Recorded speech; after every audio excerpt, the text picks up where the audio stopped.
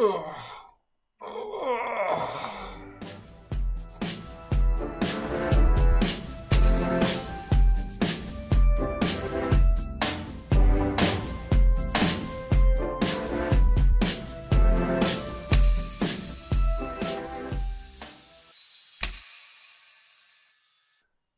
Alex Jezewski.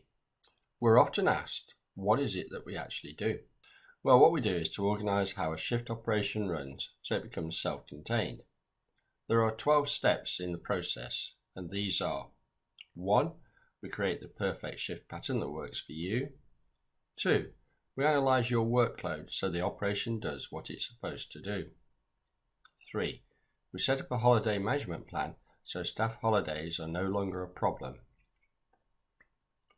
4. We show you how to do it all so you can do it yourself in future. 5. We show you how to run the shift pattern to make life easy for you and the staff. 6. We organise cover for absences so they aren't a problem. 7. We make sure you can include training so that you're future-proofed. 8.